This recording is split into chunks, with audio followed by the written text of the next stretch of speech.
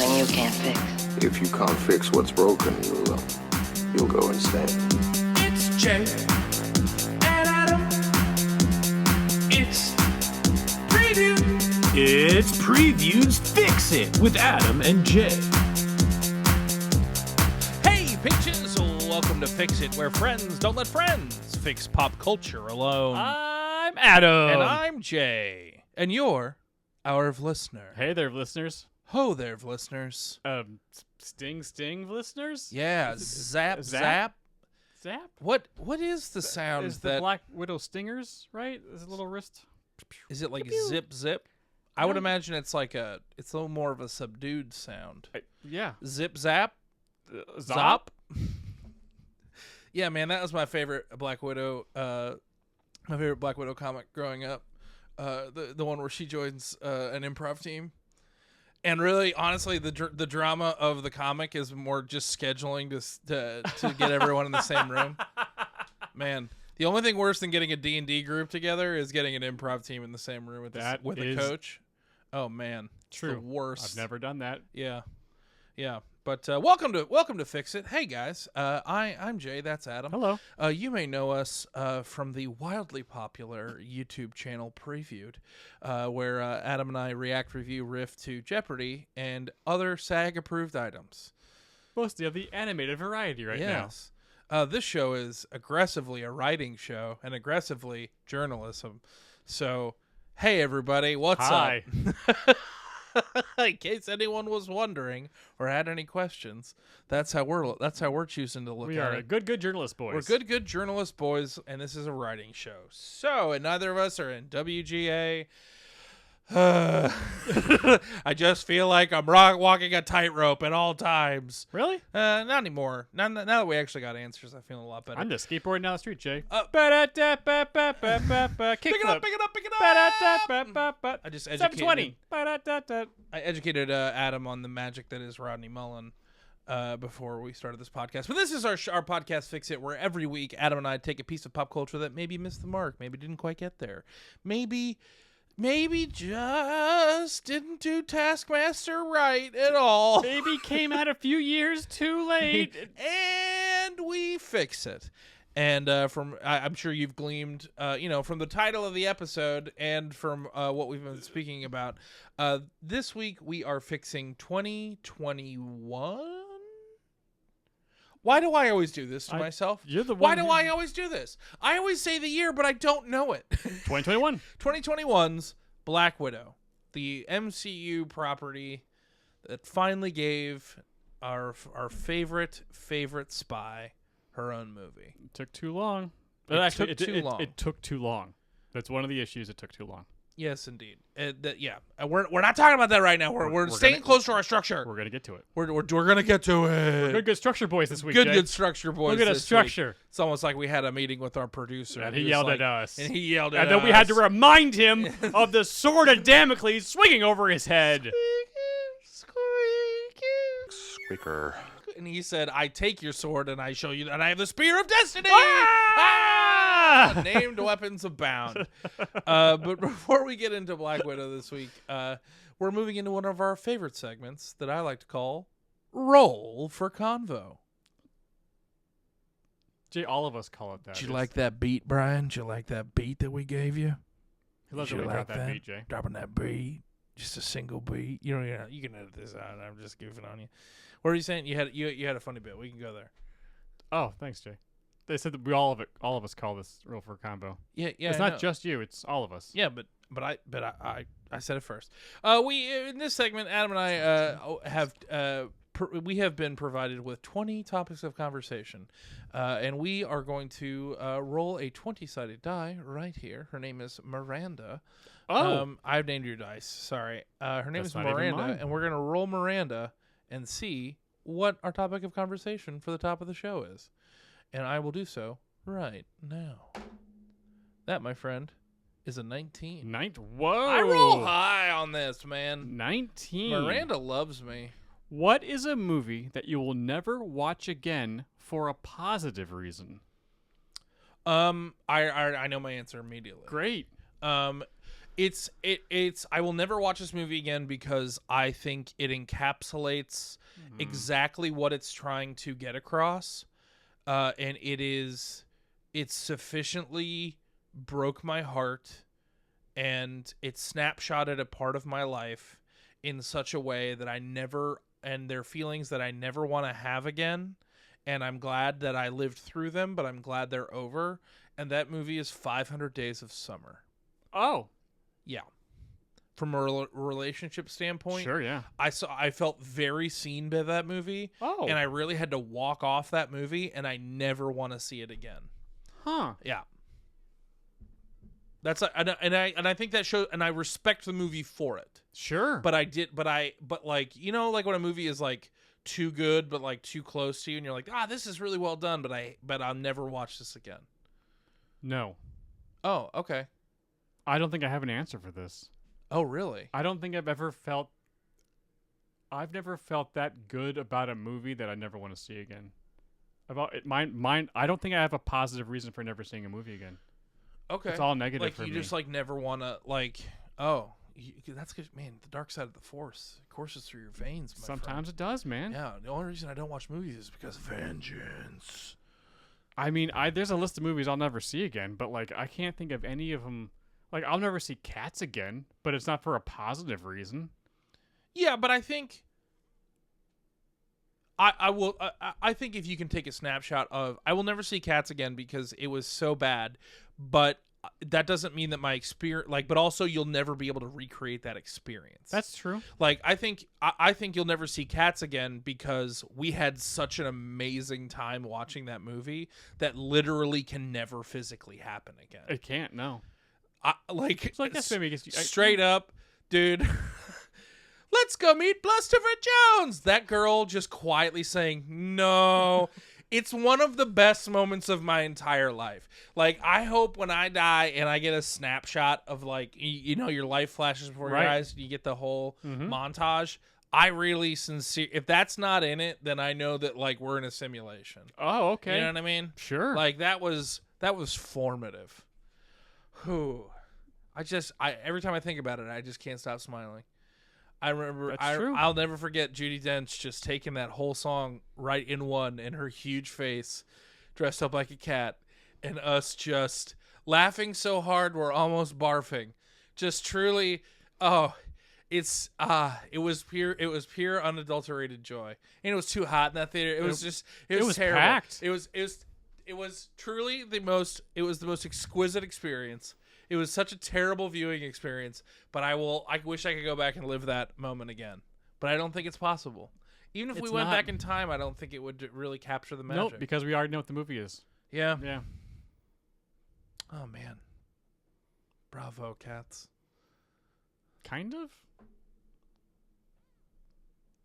I mean, you definitely gave us an experience we'll never forget. Okay, so if you can't engage with this question from a positive way, what are the movies you'll never watch because they made you angry?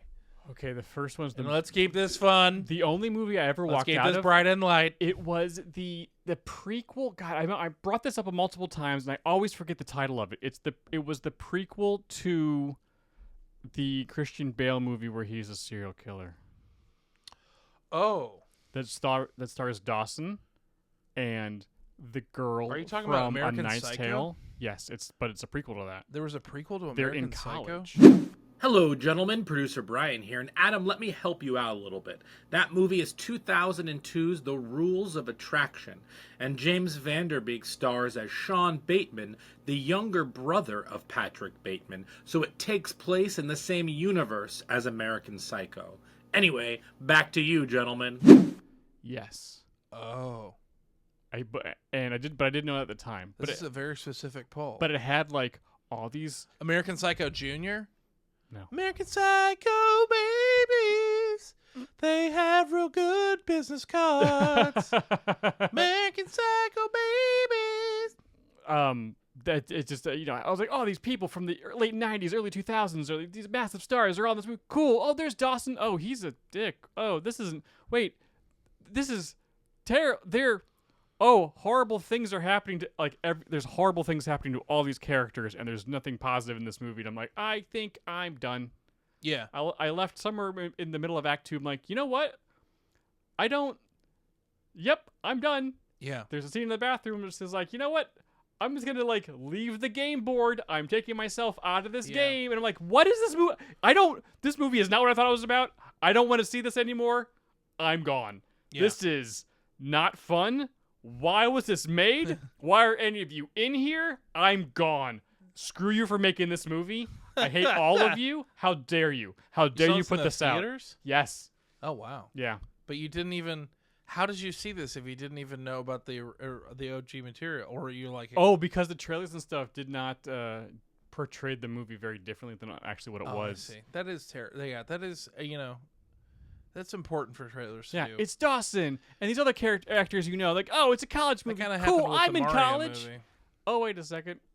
None of this has happened. Oh no, I don't. This isn't fun. Yeah, that's like Kimberly and I watched the Diane Keaton, Mandy Moore vehicle Because I Said So. Oh yeah. And it's truly a big bag of crap, but we had so much fun watching it together because of how bad it was. Oh. And now that I'm mentioning it, I was like, oh, it's pizza night. It's Friday night. You're going to have a date night tonight. And I was like, oh, what are we going to do? And I was like, maybe we'll watch Because I Said So. Okay. So I was like, oh, we can never watch it again because it's so bad. I'm like, yeah, maybe we could. Maybe we could. Oh, that movie's so bad. All right. There's a couple horror movies I'll never watch again too. Yeah. The Ring, too scary, never Yeah, again. but I think it's The Grudge, no thank you. But I think Those were very good. they were good. appreciate- Oh but yes. You're not going to watch them again because they are so good at what they're trying to do. Yes. So I think that counts. Does that count? I think. Because I don't like being scared, and that's a negative connotation to me. Like, oh, you really did a good job scaring me. How dare you? Shame on you. But I guess that's what they were going for. Yeah, but we aren't as sentimental about things as much as you would imagine. That's true. Yeah. Whereas our producer Brian, however, can be when it comes to movies in particular. Like I'm sentimental, but not necessarily about movies. But whereas Brian that is a very Brian question. Ah. Like Brian, I would like you to answer this question in your fun fact footage when we get to it, because this is truly the minute you read that question, I was like, this is a Brian ass question. Brian's just setting himself up. Yeah, man. I see what's going on. Yeah. He's just like ready to hop in. Yeah. We're just double dutching over here, and he's like, huh? He's got that light in his eyes. It's like, you better not screw this up, boy. Better not. Anyways, Speaking of those fun facts, before we hop into Black Widow, we would love to know more about the movie itself. And for that, we actually talked to someone that actually knows what they're talking about from time to time, our producer, Brian. So, Brian, why don't you roll that beautiful bean fun fact footage? Thank you, gentlemen. Producer Brian here. And today we're trying to fix 2021's MCU movie, Black Widow. Directed by Kate Shortland and written by Eric Pearson, this movie stars Scarlett Johansson, Florence Pugh, David Harbour, Rachel Weisz, Olga Kurylenko, and Ray Winstone. It had a $200 million budget and made $379.8 million. Now, this one has quite a few Bean fun facts, so here are some of the highlights. This movie was rewritten a few times. One of the reasons was to make sure it didn't get an R rating. Early versions of this script included Tony Stark and Clint Barton. Now, the movie was released in theaters and on Disney Plus simultaneously on July 9th, 2021, as it was the first Marvel movie back in theaters post-lockdown. It was pushed back from March 1st, 2020. Now, Scarlett Johansson ended up suing Disney as the Disney Plus release aspect breached a stipulation in her contract. And if you care, this movie has a 79% on Rotten Tomatoes. Now, going back to the role for convo conversation for a minute, to be a little surprising, a little twist to this, I will rewatch any movie, even if it's a positive reason. I'm not going to not rewatch something because I had a very specific moment with it. I will definitely keep track of who I saw it with, why I loved it, how it made me feel. But I really love that feeling of getting to see a movie that made me feel one way a certain time and the effect that it has on me now because of how I've changed. But also, I will say some excellent body horror movies I have no desire to watch again, like Possessor. But you never know. So realistically, I will rewatch everything. I'm just very cognizant of that first experience because I try not to compare it. Anyway, back to you, gentlemen. Wow. Wonderful job, Brian. Good job, Brian. Also, great list of movies. That was like an extensive list. Doubling down Good Lord. on him having to answer. Now he actually has to answer. Yeah, that's just so many answers. Getting emails from our Patreon Oh, saying we uploaded a video, which I don't know how you did that because you're sitting right there. magic. So today we'll be fixing 2021's Black Widow, a movie that is I'm actually excited to talk about today. Yes. Because I think this movie has earned its place among the ranks of movies that need to be fixes. But I think a lot of the reasons that this movie has ended up on this list are unique to only this movie. It was a perfect storm that caused Truly this. was a perfect storm. Yes. And I don't think a lot of it is this movie's fact. It's but not. It's nope. It's no. It's there's a lot of other people at fault, but it's not anyone in this movie's. Indeed. But before we hop in, if you have not seen Black Widow, we will let you know about the plot in our favorite segment. They're all our favorites. They're all our sweet. How dare you make us choose? They're all sweet segment babies. I will not make so. I realize I've called literally everything, every single one of them. Look, I'm trying to be really good. Trying to be structure boy today. Okay, they can all be my favorites. They can all be my favorites if we've structured properly. Come on, our favorite segment, plot drop. Adam, Black Widow, drop that plot. Okay, it is right after Captain America: Civil War, but the movie starts back in 1995. It's a quick little, 5 minutes of young Natasha and her younger sister Yelena, who we will meet her in the future, and their Russian spy parents. As a job has been completed, we're not exactly sure what the job was, but also the American authorities are on their tail, and so they get out of Ohio on a little Cessna plane and they fly out. It's tension. They're getting chased. Oh my God, are they gonna make it? Yes, of course they're gonna make it. And they fly back to Cuba, and then the young girls get taken into the Black Widow program, and they really don't want to go because they want to stay as a family. But they're like, nope, bye, into the red room with both of you. Yeah. Flash forward to the present. Natasha's on the run from the Civil War. General Ross Maybe is after one her. of the best opening credits of any Marvel movie ever. Yes. That Smells Like Teen Spirit cover is great. and it also gives us so much story so quickly. It's does. awesome. Sorry, I didn't mean to interrupt it's very you, good. but Wow. Natasha's on the run. General Ross is after her because the Sokovia Accords were just signed, and now she's in violation of it. But she's one step ahead. I'm off the grid. I'm gonna live in this trailer. And her friend who set her up in this trailer got the mail from the safe house in Budapest, and I was like, "Hey, here you go." She's like, "What's this?" "It's mail from Budapest." Shut up. So she doesn't know, though, there's a package, and in that package is some vials of magic red dust that will free the Black Widows, thousands of them across the planet apparently, from their chemical brainwashing. Yeah. That her sister was just, as we flash forward to see her like get dosed with it earlier, it's like, but she doesn't know. She doesn't open the package. So she's like, I'm going to live here on my own for a while. And then she needs a part from town. She goes into town. Then Taskmaster shows up. They fight. It's a okay fight. But then it gets her on the case of, this after the package. I'm going to go to Budapest. Oh, I met my sister. Oh, no, more Black Widows. They fight. We got to go figure out what's going on with this red mist. What do we got to do? Oh, I know. How about our dad, who's Red Guardian? He's in prison. Let's go free him. That sounds good. They do. Could have been cooler, but they do. Then they get away from an avalanche, and then they find their mom. Yeah. Their mom. And then there's more backstory filled in about what's actually going on. Oh, the Red Room still exists. Oh, the bad guy who you thought you killed in the past is still alive. And he's doing this. The Red Room now is like tenfold. And there's like so many more young girls in this program. And we got to go take him out. And it turns out that the mom backstabbed him. But then double-crossed everybody to get him to the Red Room. And then they blow up the Red Room. And then Natasha kills the guy. Again, for real this time. Saves all the widows. The family kind of comes together, which is kind of a little bit of weird because they weren't really a family to begin with. And then like a good chunk I don't know. I think it worked. it didn't work as well as it thinks. Oh, 1,000%. It didn't work as well as they wanted it to. That's this whole movie. And then Yelena's free, and Natasha gives herself up enough to Ross for the family and the widows who were freed from the Red Room to get away. And then Natasha's like, I got a Quinjet now. I'm gonna go free everybody from the raft and go into Infinity War. Wee. There's a lot of good stuff in this movie. Unfortunately, it just the problem with the movie was over like the big arching problem with this movie. It came out in like way too late. And yes, that's part one. It came out too late after we already know what happens to Natasha. And two, the bigger themes going on in this movie, they never really touched on a lot Ever.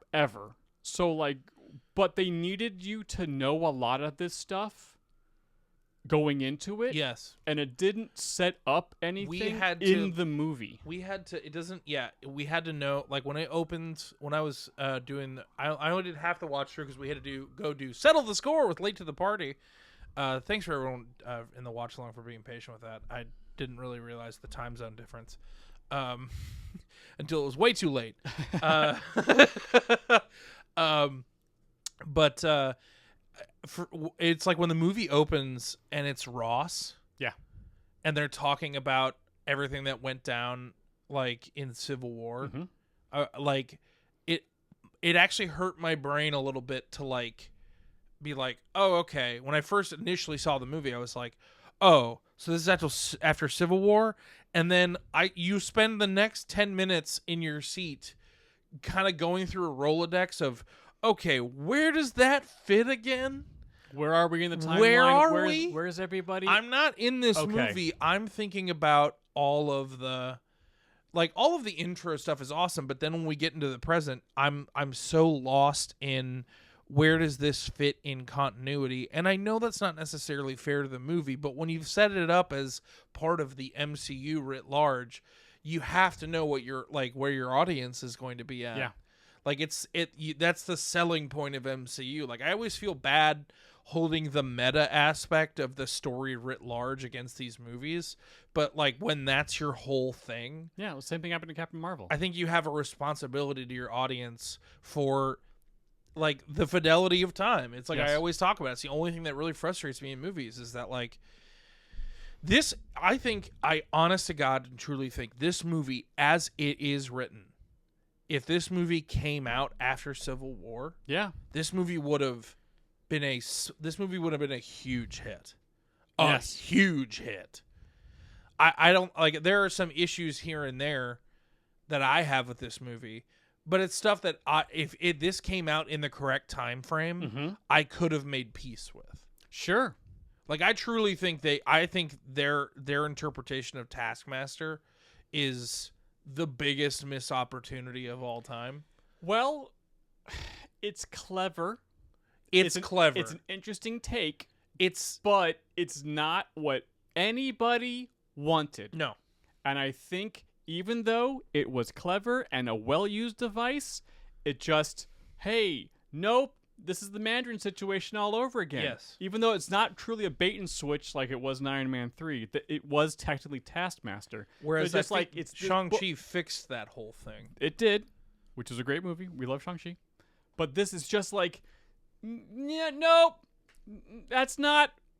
I mean, and also, but like using it as like, oh, it's the daughter you thought you blew up. It's the initial red in your ledger. Oh, whoa, oh no. But like, again, that's a good twist. But it's just like, this isn't. And the other problem with Taskmaster in the movie is that, hey, they copy all of your stuff. They copy all of your moves. But it's a power we don't truly get to visually understand. No. Because it's just fight. And the only time we see them watching any footage of an Avenger or any other character besides Nat, it's Clint in some footage from Avengers. Other than that, we have no idea about any other abilities copied. Yeah. And there's no other way of seeing in the movie when they're using copied abilities. Yes. I think at one point they do a little Panther thing. He does some Black Panther but stuff, yeah. that's about it. Other than that, it's just like, oh, this is just a fight. Yes. There's no way to denote when this power or this program, I guess technically, But is also, being used. In the comic book origins of Taskmaster, he is not just a force to be reckoned with combat-wise. He is a force of personality. Yes. And they completely removed that aspect. Yeah. Like, Taskmaster should be the character, like, should be the villain that, like, everyone kind of is like, yeah, but he's fun to watch. Like, I like this guy. Mm-hmm. Like, he kind of has to be, like... I mean, I don't want to spoil anything, but like, I am casting like my Taskmaster is. I'm thinking I think there's a better option that maybe you can help me with. Sure. But like, my Taskmaster. I'm thinking like John Hamm, Yes. like someone who is like dry, funny, like kind of Has a charming personality, yeah. like Yeah. but like kind of take the governor off, like take the leash off of him a little bit. Yeah. But like somebody that like I don't know. I really bothered me. Someone that kind of steals the scene. Yes. Yeah. Yeah. And I think that the change alone makes but it makes an interesting twist for sure. In this movie, in the story, as it stands, yes, that was an interesting twist. The problem is your audience, they don't want that. No. They didn't want that, even though this was interesting and it was clever. It just like, but Taskmaster's kind of, you didn't need to, I guess it didn't need to be Taskmaster. It did not. It could have just been like, it could have been something else. It could have been the pure Black Widow. Like, she could have just been in the blackest of widows. Yes. Yes. And she could have just been in a black mask, like a black noir situation. Yes. You know what I mean? Also, stop looking at my screen. Oh, wait, are you serious? Yes. I didn't. No joke. I can't even see your screen. I know. Oh, okay. Oh, is that what you're doing? Yeah. Oh, okay. Yeah. Fun. Because it doesn't need to be Taskmaster. No. You can save Taskmaster. Well, I said it right about 75% of the time. To like later on to be like a really good villain in. I just feel phase like 4 or 5. I'm putting Taskmaster in mind, but he survives. Yeah. Like he's like I think Taskmaster should be involved, like should be around. You know what I mean? He shows up in the Daredevil show. He shows up like he's not always a bad guy. No, he's not. He's just around. He's just around. Like sometimes he works for the bad guys. Sometimes he works for the good guys. Sometimes he's in the middle. Yeah. Have him train Spider-Man. You know? Just let's get nuts. Yes. Why not? The other big issue with this movie, with all the cool stuff happening, there's a handful of times in this movie where Natasha and Yelena should be dead. Yeah. They're not superhumans. They don't have any super soldier serum in them. They survive things that they shouldn't. Yeah. And it just takes you out of the movie because these are street level heroes who can do some, really rad cool stuff. And they do, but like she survived like a 10-story fall that knocked off a couple things and she landed fine. Meanwhile, this other girl like broke her leg. I was like, no, they didn't do a good enough job of. That's not. I feel like they could have made the Widow program a little bit more of closer to a super soldier program, but also there is a way of painting superhero dumb onto a quote unquote mortal in a way that isn't necessarily powers. I actually do that in my fix. Oh, okay. I give Nat there is, because this is she's a superhero comic. Or she's a superhero. Yes. Regardless of whether or not she has powers, she's a superhero. So there needs to be something extraordinary about her. Sure. And I feel like this movie doesn't necessarily communicate that. No. Because Batman doesn't have powers, but Batman is extraordinary. Yes. For many different reasons. But I think there are ways to get around the damage problem. Yeah, this movie doesn't prove to me why she was on that bridge for that circle shot. Oh. Do you know what I'm saying? Okay. Like, yeah, I can see that. It proves to me she's a great spy and she's capable. Yeah. But I don't think it doesn't. This movie doesn't necessarily prove to me why she's an Avenger. And I know that, but also, let's be real. I mean, we've been, it's the Iron Man situation. If you've been reading comic books, Natasha Romanoff is not necessarily part of the equation all the time. No, she's not. She's D-list at best in the books for the longest time until the MCU kind of made it Scarlett Johansson, and we all started paying attention, and we all went, "Oh, okay." Like, Oh, do you know what I'm saying? If it's ScarJo, hi. Yeah, absolutely. Yeah. I mean, and that's not, and I'm not. There's no digs at ScarJo in that. Like, No. when she showed up in Iron Man 2, we were all like, "Oh, yeah, yeah." But also, like, she's usually a love interest of Tony, which is interesting. Oh, okay. The two of them, like, specifically go around the horn a bunch, so that's why it was interesting. And then, like, kind of, I don't know. But then again, I also like, and upon rewatching this movie, I really like this movie. Sure, the car chase in Budapest is really good. It's really the good. The action's really good. I like watching her kick ass. Yes. I really do.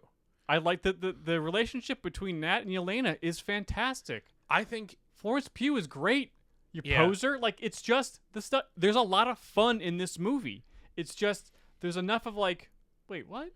That just kind of throws a little bit of a wrench into the gears. Like Yelena blowing the thing up at the end, like, yeah, we couldn't have just shot a rocket or something. Yeah. Like she didn't need to crawl on the thing because No. like she could have just like because there's just enough of a wait, how? That's not how but wait, I know this is superheroes, but like that's the difference between you and I in movies. I never really, unless it's really egregious, it never really rings any bells for me.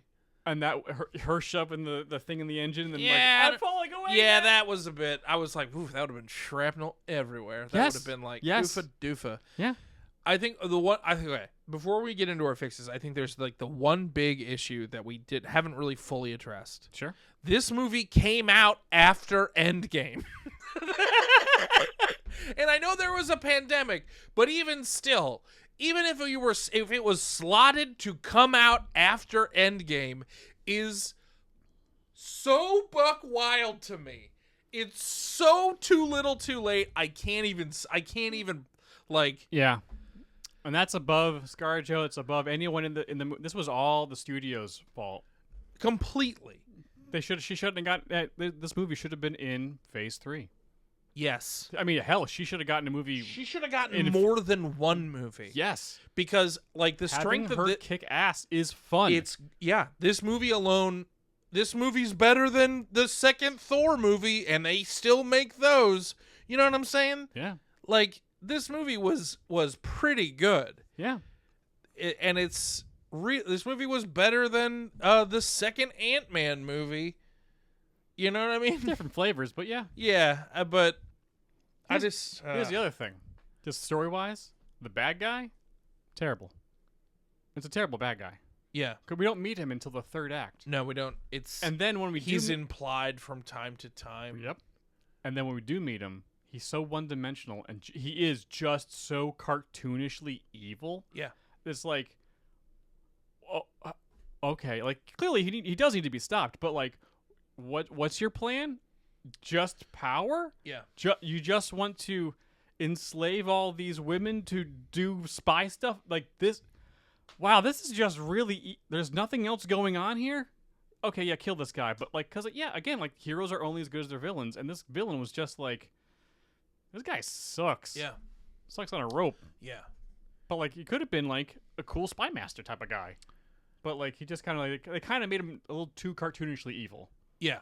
It just felt it was like it. Don't get me wrong. That scene is very scary. Oh yeah, it's gross. He's evocative. The actor yeah. does a very good job. Yeah. But I think again, we don't really meet him until the end of the movie. I think in service of like the Taskmaster twist, which I understand, but I as an audience member, it's just kind of like, oh, okay. Yeah. I just feel like this movie we could have relished in. I think we could have lived in the as much as I actually really love the intro, and I think it actually gives enough information to jump off from as an audience member. I think we could have relished in the widow training program a little longer. Oh yes. Yeah. Because we've only had she talked about it with Bruce in Age of Ultron. Yeah. When they're in the middle of Act 2, and she's like, "This is what happened. I don't have a uterus. Like the Red Room's horrible. Like we see her like dancing and shooting with with both hands, stuff like that." but like We never really other get there. really than that, we just keep hearing alluding to Budapest and like and Clint getting her out and like her getting into Shield and stuff and like right on her leisure, but like we don't ever, and even in this movie, we didn't really get a sense of what Budapest was. Yeah. And even though they're there, she's talking about it. Oh, what are these holes in the wall? Oh, those are arrows. Like, boy, this sounds like this would have been fun to see. Yeah. Because I feel like this would have been a real good, especially given like what we all saw in real time of like what her fate was in Endgame of like, oh, maybe this would have been like, oh no, Clint and Natasha were like the bestest of spy friends. Yes. They were true friends Yeah. through and through, and so. Yikes on bikes, them hanging off that cliff was way more emotional than you guys realized because no, these people were like the best friends. Yeah. And I feel, and that's, and they covered that a little bit in Hawkeye. yes, with seeing him, and that would have been more impactful. It's why I think we should probably move into fixes. Yes. And that's why I'm gonna be going first. And that is why specifically in my fix. My movie, and yours in this fantasy world we live in, might be coming out differently. But I am specifically allotting my Black Widow movie to come out in between Infinity War and Endgame. really. That's exactly where I'm putting it. Wow. Okay. Because I think because we got an Ant-Man in between, and I think we needed a little something else, and I think Black Widow would have been perfect. I mean, knowing what's going to happen, yeah. Because it would have expanded, like specifically what I'm expanding on in my movie. I think it would make that land a lot more. Because I will be totally honest with you. As much as it was like, as much as that was like an emotional roller coaster of a movie, that is not even in my top 5 like most emotional moments from Endgame. Oh, no, it's not. It's just their relationship. They never built it out to a point where I really care. And it's like, yeah, sorry, Clint's got a family. Natasha, you got to go. Sorry. Like, everyone's like, can you believe that? I was like, yeah, he's got kids. Sorry, you don't. And now, as a father, I understand that a lot more now. Yeah. What is that face you're giving me? Because if it ever comes down to the two of us having to sacrifice one of us for the fate of the world, Sorry, you're dude. not even going to... Okay, well... I got a kid. Okay, I'll tell him you said hello. Yeah.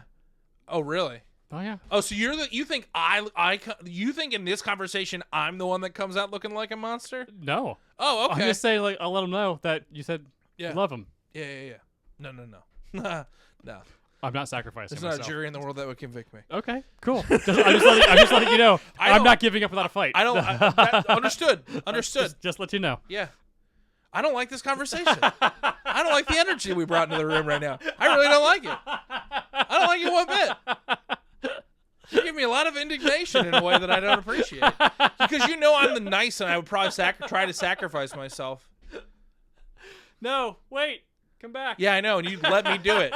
You'd let me do it, you friggin' psycho. That's not what you're supposed to do. You'd be like, you have a wife and a kid. No. Yeah, you're done, man. I'm getting that soul stone. And I'm gonna, you know what? I'm gonna throw it over and be like, it wasn't worth it. Yeah, you can keep it. I got what I needed. Okay, we got to stop. This is not helping our partnership in any way. Okay, Black Widow. Widow coming out in between Infinity War and Endgame. I'm actually keeping the intro exactly the same. The same.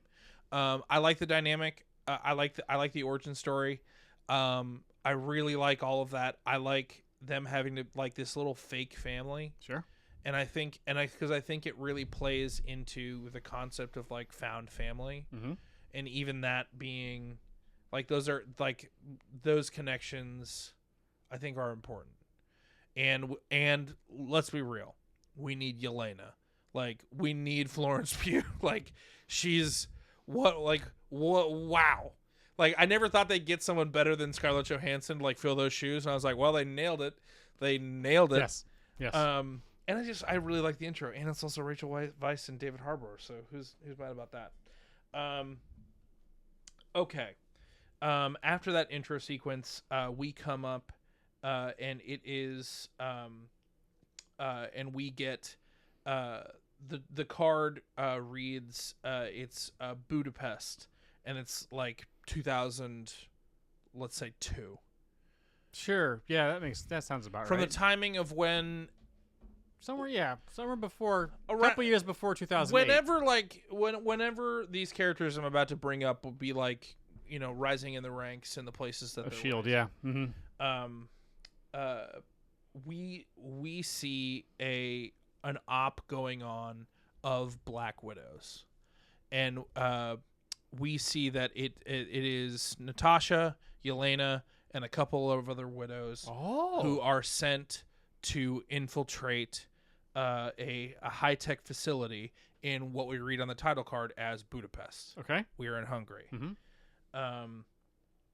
And we eventually see them going in. They're at the Red Room, going like holodeck, like going through like how they're going to be breaking into the thing. Oh, cool. Yeah. And then also like matched up with it actually happening, like a heist movie. like a heist movie. But I Yeah. also just want to live in the space of like the Red Room a little bit more. Sure. And it's I think it's Rachel Weisz going through everything with them Ooh. while she's there. Nice. Okay. Because I don't want her in exile. I want her still training widows. yeah. Because also, Rachel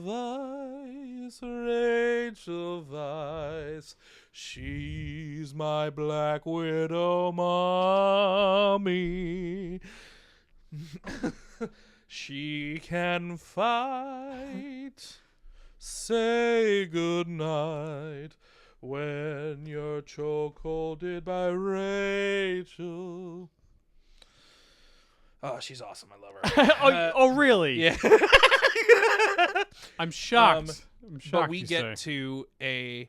to we get like the first like quarter of them breaking into the facility, and we see Natasha Romanoff dropping into the shot, like in the traditional Is she like pose? Big poser. to drop, and then that's when we first get the like Yelena being like, "Why do you always have to do that? Why are you such a poser? Like, why do you do that? But the thing, You know, you can just." She's like, "You didn't have to flick your hair. You could just drop down."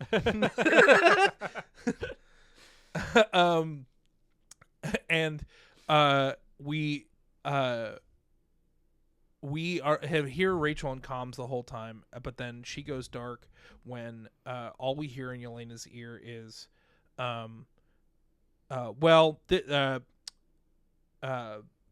there's part of this intel that like we weren't made aware of. Mm-hmm. Like that, like what the hell did I just walk into? Something goes squirrely. Something goes squirrely because we see Black Widow, like the camera pan around, and we see on the wall a giant shield logo. And clearly they're raiding a shield base. a shield like safe house in Budapest. Mm-hmm. They are there to steal some technical specs. Sure. And they're basically there for intel for the most part. Things go tits up, Of course. as they are invading the shield base. Mm-hmm. And we cut to a Triskelion. Nope, those don't exist yet. Sorry. Not yet. We cut to like Shield headquarters, and we see a young Nick Fury being alerted that this safe house is being invaded by the widows. Yep. Blah blah blah. And he's like, he's like, I'm pretty sure the birds are in the area. Let him take care of it. And we see the Black Widows are taken on by a young man in a purple jumpsuit because he was just working out, but he has someone in his ear the whole time feeding him intel, and it's a voice that like we maybe kind of recognize. Sounds kind of familiar, but it's never really mentioned, and they're kind of like bipping and bapping the whole time. And he is taking out widows, and as things go tits up, we hear Watch Sorry. out now. I missed a very important thing that I was supposed to mention. I'm keeping the intro the same, but when the girls get put into the helicopter, Right. like after they make it out, Mhm. the big bad guy mentions at one point like, oh well, like because it's like, what's the name of the captain? What's David Harbour's character's name? Red Guardian. Red Guardian. He's talking to Red Guardian. He's like, "Oh, we're sending the back to the Red Room." He's like, "I don't know about that place." And they're like, "Oh, well, now that we've hired Taskmaster, like things are definitely looking up over there." Oh. We hear a different voice on comms after Rachel Weisz has basically gone dark, and we hear our Taskmaster's voice being like, "Well, if you're not gonna be able to pull this off, like I'm gonna have to pull out the big guns." And Natasha's like, "What are you even talking about?" I think we get, and as things are going bad for the other widows, we are seeing the widows inadvertently, if they are getting into a compromised position, they are inadvertently ending their own lives, like jumping out of windows, like inadvertently killing themselves, to a point where Natasha's like, what's going on? And we hear Natasha's comms like, they were expendable. Like you guys knew you were expendable. And she was like, yeah, but not like this. And he's like, I'm just gonna we have to just clean up this mess. If you can't deal with Robin Hood, like somebody's gonna have to. Right. And we see a sequence of a figure being dropped into airspace to the roof. And he breaks into the lab and takes the information that's needed, all the while like murdering anyone in his way, shield agents, also any Black Widows. And we pan up and we see the full get up of the, what was his name once more? Red Guardian. Red Guardian. But as we pan up to Red Guardian and Natasha sees him, she was like, "You're not Red Guardian. I don't know who you are." Oh. And he like very robotically looks over and just starts wailing on Natasha. So we get a Red Guardian and Natasha fight. All the while, Hawkeye is making his way up the building to like kind of to get to this intel. Sure. And Yelena ends up joining the fight between Red Guardian. And as we see, as the two of them fight, eventually part of his costume comes away, and we see a full metal arm. Yeah. The Red Room has it's still Russia, so the Red Room has access to the Winter Soldier at that point. They do. But he's wearing the full Red Guardian outfit, so that's why Natasha doesn't know who he is. And that's why she's always kind of weird around Bucky. And that's why she doesn't understand why Steve trusts him.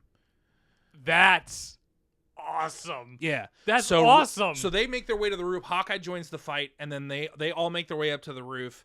And eventually, and Natasha is on comms the whole time. And Hawkeye basically has Yelena ends up with the information, and Hawkeye has a shot on her. Red Guardian takes the information, and Red Guardian hovers his shot, Hawkeye hovers a shot over to Red Guardian, and basically is just like, stand down, blah, blah, blah. They have a little bit of a conversation, and all Natasha hears on her ears is just like, she's expendable. And we see the Red Guardian push Yelena off the roof. Now, we in that moment, like we feel Natasha, like there's something rising up in her, but she's able to just like kind of tamp it down, and she's not sure what it is. But eventually, like Natasha, after he does that, Natasha basically like takes out Red Guardian.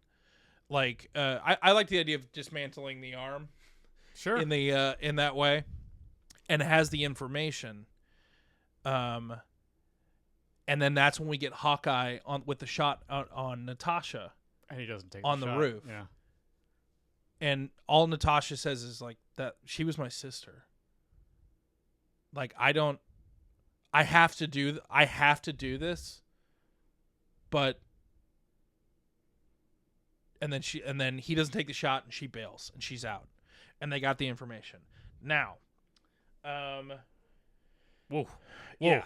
So we're getting like that whole like it's a whole like what an opening, right? Yeah. So many twists and turns. Natasha returns the information to base, but is obviously disillusioned, and she has a specific conversation with Rachel about what's going on, like with the Black Widows, and that's when we get kind of the lore dump of like, well, this is, you guys have all been implanted with this like specific chemical that like will basically like make you compliant, and if we need to eliminate you guys, like we can do so. Do that, yeah. And even more so, Natasha's like, okay, well then, fucking never mind, I'm out of here. Yep. Now, after that, Natasha, I think, goes and finds Red Guardian. I think he's still in prison. I think that's fun. Yes, that is fun. Well, that's what they would do. Yeah, because she's like, they're using your mantle, and he's like, so I think there's still a breakout sequence, but like it may be a little bit different. Like he's just like so mad that they would be like tainting the name of Red Guardian. He needs to kick a little bit more butt than he did in the movie. Yes, because he's comparable to I Cap, want him apparently. to Hulk smash his way out of that prison. Yes, and knowing that he could at all times. Yes, and eventually, the two of them get a communique from Rachel Weisz, and she was like, hey, like I've also left the Widows, like we should meet up. I know we're not technically your mom and dad, but like we need to have a powwow about what's going on here. And that's when like we get kind of the lore dump there about what's actually really going on. But then what ends up breaking up the meeting is that Rachel Weisz tries to inject Natasha again with stronger mind control, because she's like, maybe it's not working on you, like we need to get you back. And so like there's a fight between Rachel and the Red Guardian and Natasha. They bail. Eventually we get Hawkeye. They reach out to Hawkeye. Oh. And they make a deal. They make a deal that they're gonna help her break into Red Room. But because they need their intel back, and she's like, "Cool, I will help you get your intel back if you help me destroy this mind control program." And they're like, "Deal." And they're like, "I don't know why I trust you." He's like, and she was like, and also like, I'm not exactly sure, like who you're always talking to all the time. And then we get the reveal that the voice in Hawkeye's head is Lisa Cardellini. Yes, Mockingbird. Yeah. And we get to see her kind of kick some ass too. Yes. Because yes, we do. Yes. I want that. Yes. I just want it. Yeah. And I love her as an actress, and I just need it. Yes. So Mockingbird, Hawkeye, Natasha, and the Red Guardian are going to break their way into the Red Room. Upon their infiltration of the Red Room, we are going to get also part of that lore dump with Rachel Weisz is that we get more of a backstory about the Taskmaster. Cool, yes. And it's all kind of hearsay, and it kind of like builds that up. Sorry, I meant to mention that. They break into Red Room. Upon finding out, they get their intel back. I'm fast forwarding a little bit because we kind of know what's going on. Yeah. She finds out that Yelena is actually still alive and is in the facility, but is fully mind controlled. And she finds out like through like Mockingbird like helps her access the intel of like Yelena's like on the top floor. I don't know why, but she is still alive. And she was like, she leaves destroying the mind control stuff to Red Guardian. He ends up having to fight Rachel Weisz again. And that could be a really funny scene. Would be. And a little bit more of like an expansion on that idea. And then I think Hawkeye and Natasha make their way to the top floor. And we get Olivia did just a really long elevator ride with just like a conversation between the two of them. And he's just like, I just like don't know. And we get them to find a common ground, because I think they've been kind of bickering the whole time. Sure. And realize that they're just kind of two sides of the same coin a little bit. Yep. And it's like we've both been like, she's like, bow and arrow. He's like, I don't know. That's the thing I'm best at killing at. So that's what they let me do. I don't know what to tell you. She's like, yeah, I got the same thing. And she's like, these things aren't really that special, but I'm really good at killing people with them. So that's what they want me to do. And it's just like, she's like, I just don't know if I really want to. I don't know if I want to kill for other people anymore. And he's like, yeah, I know the feeling. But at the end, he's like the difference with Shield is, like, this is my choice. Like, I made this choice. And he was like, I get the feeling we're about to walk into a situation where you're going to have to make one. And I hope you make the right one. And we get to the top floor and we see that it's Taskmaster. And I like the idea that there's not really much of a fight with Taskmaster, because he's just like, let's not fight. Like, he shoots an arrow at him. He's just like, catches it. It's like, guys, this is not, have you seen my outfit? Like, I'm awesome. We don't need to do this. But he's like, but you guys will make wonderful parts of, wonderful toys in my new playroom. And we see like a fully mind-controlled Yelena, and he's like, well, Natasha already technically has this in his bloodstream, and he basically, like, she goes rigid, and basically makes them fight to the death. He's like, he's like, you guys are kind of the same thing. I don't need two of you. Like, let's just see which one's better. Oh no. And, okay. He makes Hawkeye watch the two of them fight. And this is where the concept of like a superpower kind of comes in. We, through a series of like flashbacks and the conversation between the two of them, and also things that Hawkeye is yelling to her, like from outside of this like big circle pit on top of a building or whatever. Like a cool like glass enclosed, yes. like lab, generic cool lab. We see Natasha overcome the mind control. We see her have force of will enough to say no and make her own decision, and she basically liberates. She doesn't kill Yelena, stops Yelena from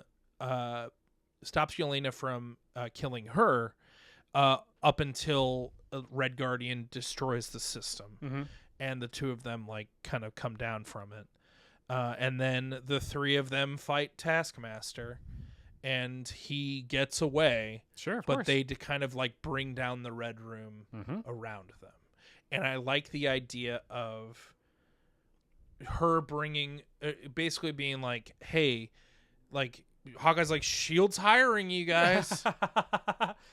So like she basically that's how she rises the ranks so quickly at Shield, because she is basically in control of her own kind of her own department of Shield, as it were, like all these ex-widows. And then a fun little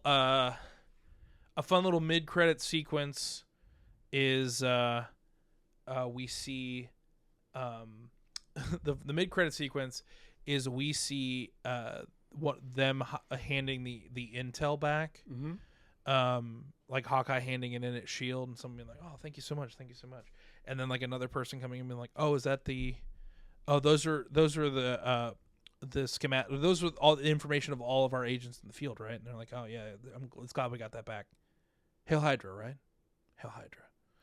So like at the end of the day, it's like, yeah, we didn't really, who are we winning this for? Yep. And then the final sequence is one of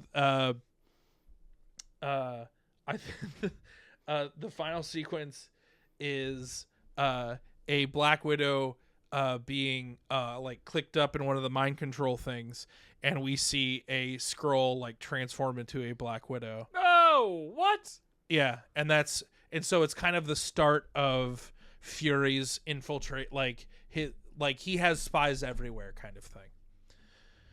Even though Secret Invasion wasn't very good. It was not the best. I would imagine we'll be fixing that probably sooner rather than later. Quite possibly, Jay. Quite possibly. So that is Budapest as my Black Widow movie. And also it informs.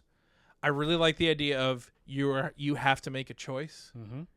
And her having the strength of will to make whatever choices that she can, and her making the choice to sacrifice herself for the Soul Stone, that much more important.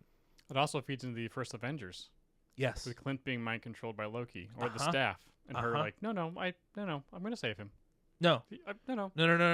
Yeah. He'll be fine. He'll be fine. I was fine. I'll get him. Yeah. No one understands this Yes, more than me. I got this. Yeah. Yes. 1,000%. 1,000%. Because he didn't give up on me when he could have. He had his intel already. He didn't have to. He didn't have to go. Like they need to have a relationship. God damn it! God damn it! There needs to be a reason why he's crying at the base of Grand Central Station. Yeah, there needs to be a reason where he's like not okay for all of Hawkeye. You know, thinking back on Hawkeye, I really liked that show. It's one of my favorites. Yeah, it was really good. Yeah, it's quite good and funny. And Yelena's in it, and she's awesome. Yeah, but also like her being so give them more of a relationship. Yeah. This is a girl that she didn't kill me. She should have. She should have, but she didn't. I see you, Kate Bishop. Why do you keep saying my name? I feel like you're trying to like flex on me that you know my name. I am. Like, yeah, dude. Anyone that tells me they don't like love like the new shows, I'm like, that's one of the scenes you show them. Like there are certain things that I'm like, you know what? Like all the Marvel TV shows aren't 1,000% nailing it, but like you show them that. You show him Moon Knight just like straight up like murdering a werewolf, like you know, like man, it's not all bad. Not you know, bad. some of it's pretty good. Some of it's pretty good. No, it's pretty good. A lot of it's pretty good. Yeah, it's not bad. It's not bad. Okay, my fix. Hit me. Here we go. We're starting with this is the prologue. We're going to start in Budapest. Yeah, we'll take the movies version of it because it's too important. It's very important to this whole movie. Yeah, because they keep referring to it. Like we're going to see it.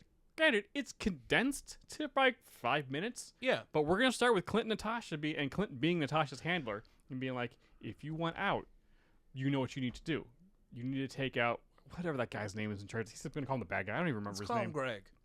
Greg, the guy in charge of the Red Room. Evil Greg. Evil Greg. So this is her mission of getting into S.H.I.E.L.D. And we see her like make the decision to like use the daughter as like, okay, I know he's in there. And Clint's like, are you sure you want to do this? And she's like, I need out. I'll hand her this red in my leisure. So the explosion happens, and now they're on the run for the next 5 minutes. You know, we'll go. You know, we'll flash forward to the days or whatever. They'll be at the safe house, and then they'll be chased through the city by some widows and these other goons of the Greg the evil guy, and they'll end up in that vent. Remember when they're in their subway? Yes. We'll end up in the vent. And I'll have a nice quiet moment here in the beginning of like, so they can just start talking.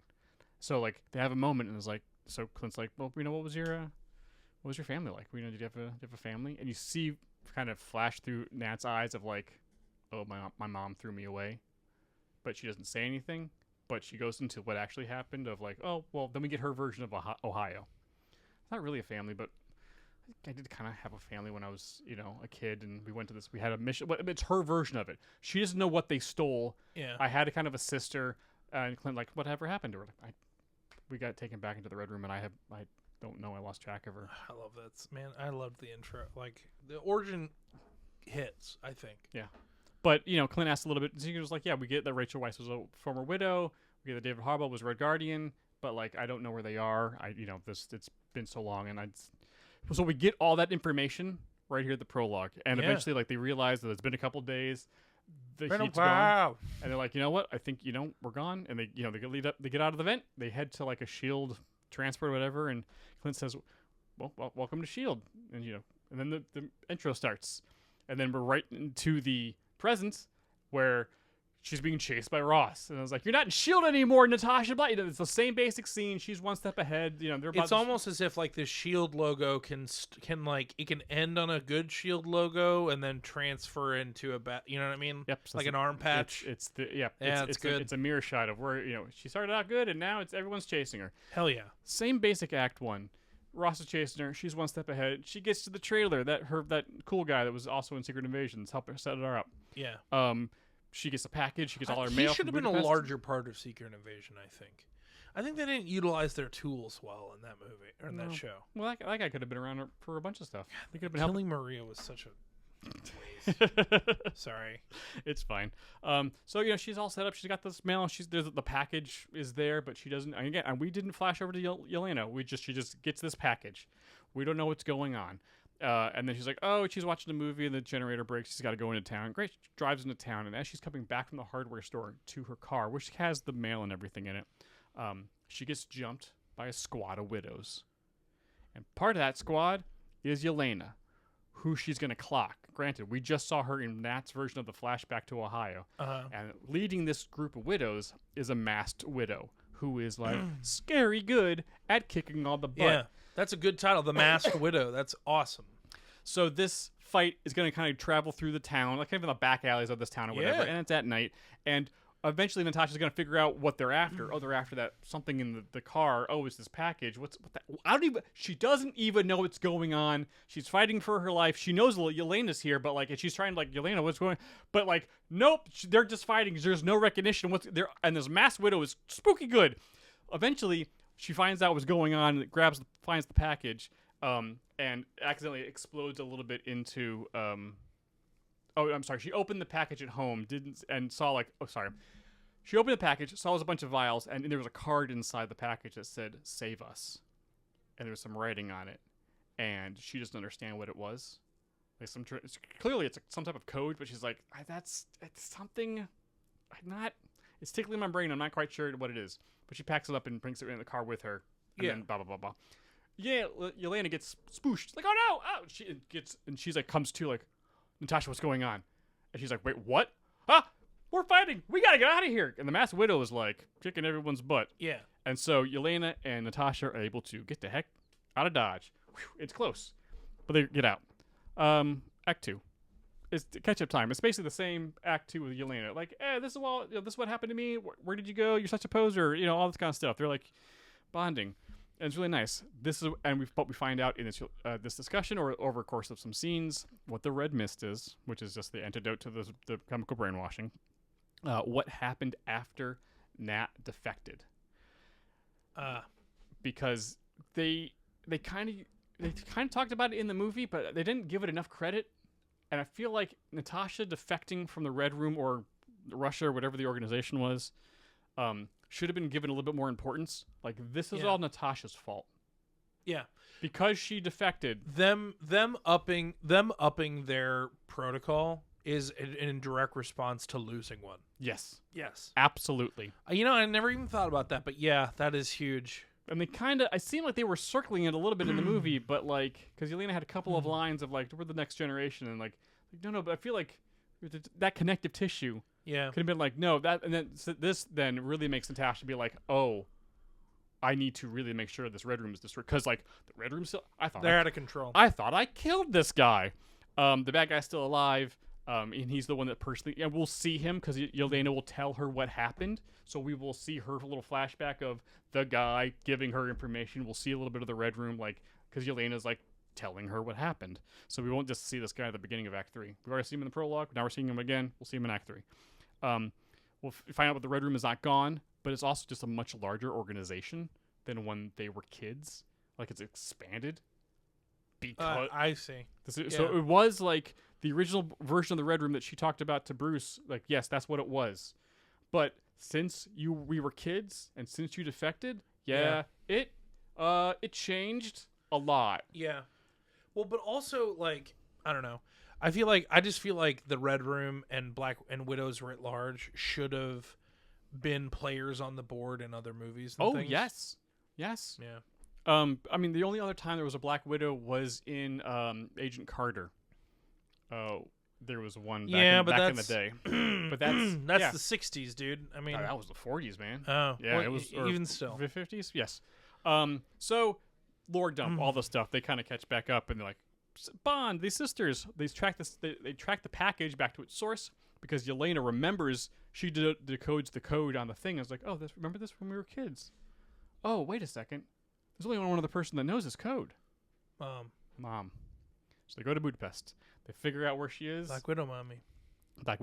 And they find out, and she's like, so we have a fight between Yelena and Nat and Rachel Weisz. Does it kind of because they don't quite know what's going on, and Rachel doesn't know if they're been sent to kill and they them or all whatever. know the same moves. So so it's all like we just kind of needed the good guys to fight, so we can see Rachel kick ass and know how to fight and know that she can. But so Rachel's been also out of the program for a long time, and because of what happened to Nat, she's been trying to work on a cure for this brainwashing, because even though that's what they stole in Ohio, as that we'll get that information here because Nat didn't know, and now Rachel's going to tell us, like, oh, this was what happened, and this is a step too far. And we believed in what was going on back in the 90s and the early 2000s, but then then it changed to something I didn't believe in anymore. And what they were doing, they expanded their programs. This is not about a nation anymore. This is not about just, a spy program. This is it's turned into a corporate horribleness that's preying upon women and young girls across the globe. This and is we now need the to stop military-industrial complex. Yes. And I need to stop it. And I didn't know who else to send this to. And you're the only superhero This I is know. not a mom-and-pop organization anymore. We're turning into, Yes. So we're taking Quiznos worldwide. Murder Quiznos. So, after a little lore dump of what Rachel's been up to, what the red mist is, more information, just filling more of the gaps into what's going on. And making her good is better. I don't know. That whole pig thing was interesting, but it was still... Why don't it was pretty bleak, let the pig breathe. What are you doing? It was pretty evocative, though. I mean, it made the pig point. breathe. Come on, stop. Point proven. Rachel, stop it. no! Rachel! Rachel! What are you doing? No! Stop it! Rachel! Stop it! You were in the Mummy. We love you! No! After the lore dump, is this about us being mad about you for being an Aragon? We forgave you. I've never seen that. Oh, it's terrible. Oh, it was the worst. She was the voice of the dragon in Aragon. It was so really terrible. Oh. Well, I've never read it, nor have I ever seen seen it. We forgave you. Stop it. The Widow Squad shows up, and it's the fight now in Budapest, where basically the same thing that happens in the normal movie. We can see widows them trying to save them, and them being I'm not we could the consequences of their actions. Now that we know what's going on, we can actually see some of it happening.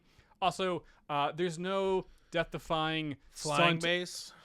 Yeah, no one falls. There's no explosion in the cars that really should have died. It's good. It's a good car chase. That whole flying base was look. Oh, the flying base does come in Act 3. We're not there yet. Oh, but we're just the car chase. It's a cool car chase. Yes. They're running through through the streets. It's not really cool, but nothing death defying. Wait, you should be dead. Then, no, we're gonna reel that in. Just some cool stuff. Oh, she's limping a little bit. Shoot that fall a little hard, but nothing where you've been wait a second, what? And the Masked Widow, of course, kicking on the butt, and they're getting chased, and oh no, we gotta get out of here. And eventually, oh god, they got out just in time. Whew.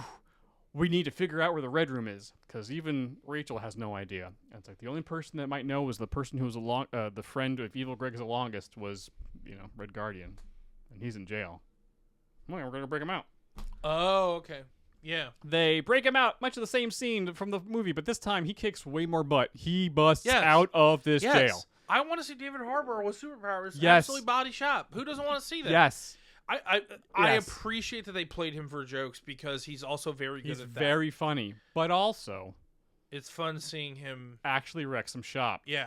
And he's got the super soldier serum in him. He can do some stuff. I thought he was really good. There's a lot in the original movie that actually really works. I thought he was really great in the movie.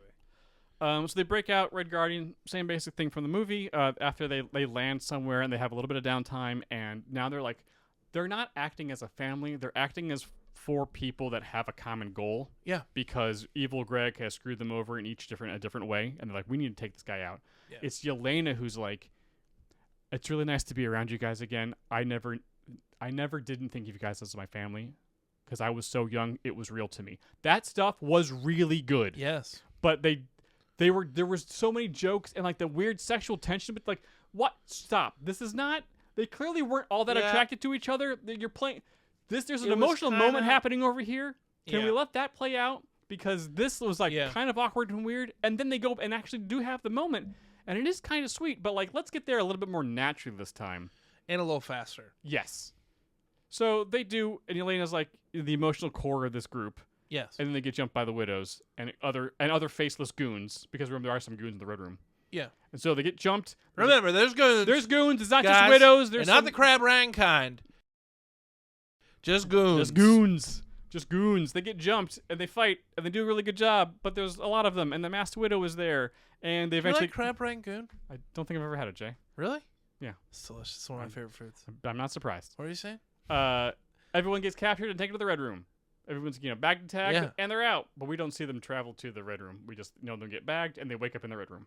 Okay. So the fact they're in a hovering base is going to be like a big reveal. Sure. So Act 3, Yelena is about to be dissected to figure out how she got the antidote, because they're like, we need to get this antidote out of you and figure out how to make an antidote to the antidote. And the Red Guardian and Rachel are also about to be killed because they're no longer useful to the bad guy. The bad guy takes the mask off of Nat and monologues basically the same stuff, and not super as creepy. And like, no, I have a goal in mind. The Red Room was a small individual thing for Russia.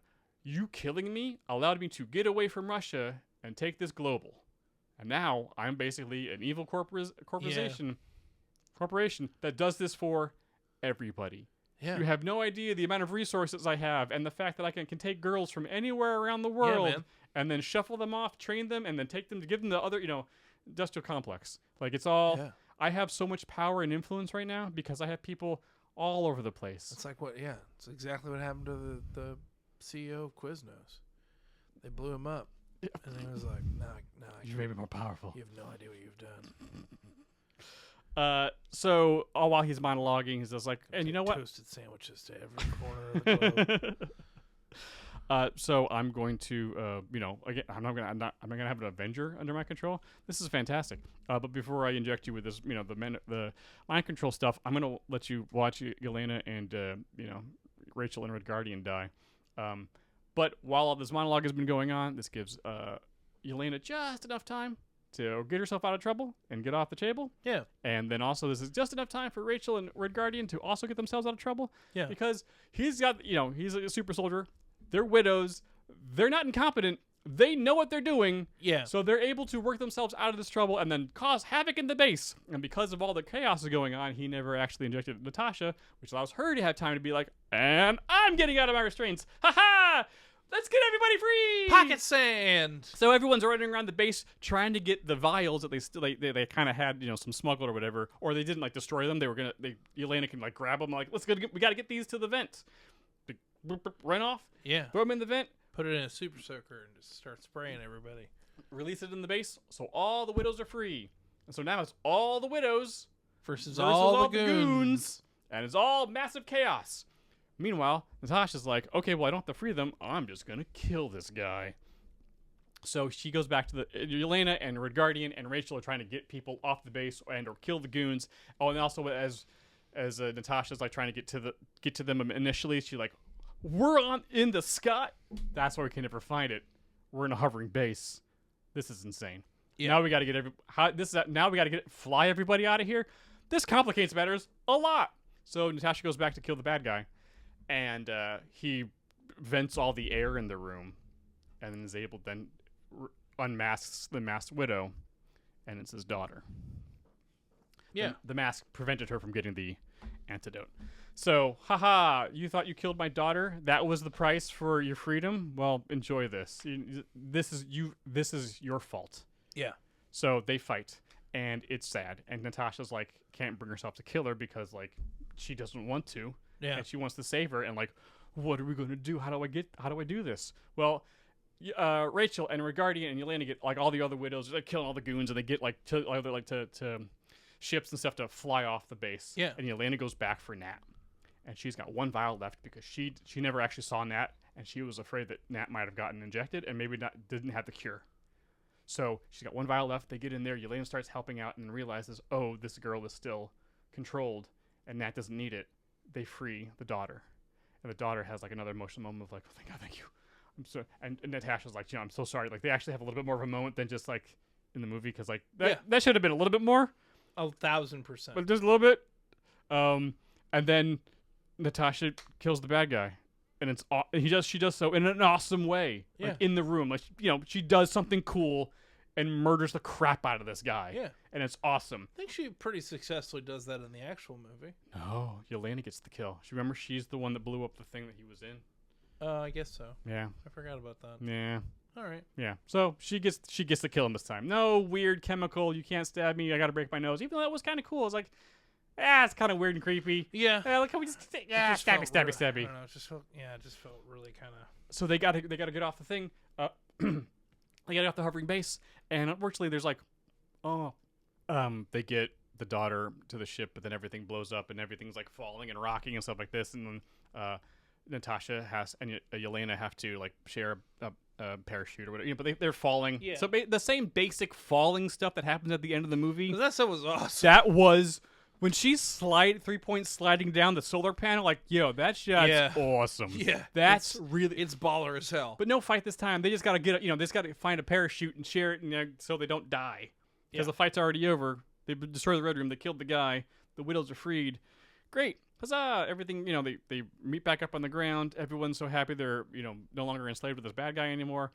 And Nat's like, I'm going to stay and I'm going to draw General Ross off. Because there's no way no one saw this. So like, you guys need to get out of here, and you need to save everybody. Here's the information for all the other widows that are on the planet. You need to free them. Yes. We owe them. We got to get them out. Yeah. They go off. Nat goes off on the Quinjet to save everybody from the raft, and the movie's over. Great. We can have the same mid scene with Yelena and Val being like, "Hey, Hawkeye, go to Hawkeye!" Great. But there's one more after credits scene. It is a group of widows that we just kind of saw with Rachel Weisz as like their leader, being like, okay, here's our first target. This is the first one we got to go free. All leading to the new Disney Plus show, Black Widows. Oh, cool. Because Black Widows are cool. You just populated the MCU with thousands of them. Uh-huh. With direct instructions like, hey, we need to save everybody. And they haven't done anything with that plot point at all. No. And it would be wildly interesting of like, because it's almost like the Slayer army at the end of Buffy, like, hey, all these potentials everyone's a Slayer now. Yeah. What are we going to do? Like, all these widows are available and out there, and then we need to save them. There's a lot of aspects to, like, as much as the MCU is tied together and that's all well and good, there's a lot of aspects that just, like, there's a lot of hanging chads. And I think it all started going downhill when Agents of S.H.I.E.L.D. wasn't canon. That's, for me, where it all starts to fall apart. But the Black Widows, like, there weren't just a couple. There are thousands. So at this point, like, can we address the fact that, like, when we last left the Widows, there were thousands of them with no leader, just out there, undercover, doing stuff? Yeah. And some good guys with, like, named actors being like, hey, maybe we should save them and maybe be a force for good, because clearly these women, when a lot, probably, some could stay bad. Yeah. Some could go good. Some could go gray. Like, there's a whole lot of cool things. Hell, even you can tie, like, it's the kind of thing where even if you put that out, that show, if this movie came out earlier, it's like, hell, that could even, like, you could start, like, weave that into Agents of S.H.I.E.L.D. Like, the Black Widow program, like, some of them join, some of them don't. That's awesome. I don't know. There's a lot you could do with the widows. Yeah, that's pretty solid, dude. Thanks. It's like that's just fine tuning what we already got. Yeah, there was a lot of good in that movie. Pretty fun. I had a good time. It's pretty good. It just needed a little bit more zhuzh in some places and just some backstory. It was better than the Guardians of the Galaxy Christmas special. That's for damn sure. You know what I mean? I don't know. I'm just pulling stuff out of my head at this point. I don't know. I'm just saying, like, I think people dunked on this movie a little bit harder than they should have. Yeah. Well, I mean, it came out at the wrong time. Yeah. And Taskmaster was not built to last. Well, here's the thing, though. Taskmaster is going to be in this Thunderbolts project they're working on. They are, or it is. Yeah, it's that they keep. I was like, are they still a person? Or are they a robot? What are they? Because it feels like it's a program now. Just like a. I don't know if it was If her. it's an Or was it just AI. like a If she has something a like program a program in her brain? Yeah. Yeah, Taskmaster is in the lineup for Thunderbolts. Was that new? I don't remember that from the initial. I'm almost positive. Well, that's cool. So we'll see what they do. We'll see. So I don't know. Did you notice? I only noticed on the rewatch that the backpack has a bunch of different like collapsible weapons in it. Oh yeah, I did. I never caught that the first time. All sorts of stuff. Yeah, it's pretty cool. It just was such a missed opportunity to have a. Yeah. Have a fun player in the universe.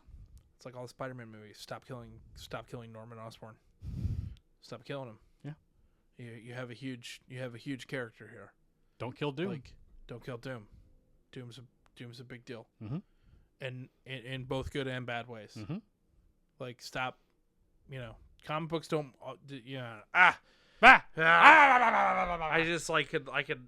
I've lost enough sleep over that kind of concept. I have my priorities exactly where they need to be. Yes, you do. All right. Yes, you do. Well, I think we fixed it, We bud. did fix it, bud. Whew. This poor movie. Deserved better. Yeah, I think the character writ large deserved better as well. She absolutely did. Whew. Well, thank you guys so much for listening. Thank you guys so much for viewing. Thank you so much for listening. If you're catching this podcast in its audio format, wherever you catch your podcatchers, if you wouldn't mind leaving us a quick little 5-star review. If you have the opportunity to, write what you love about our show. Write how big a bag of crap you want Adam to eat out of. Hey!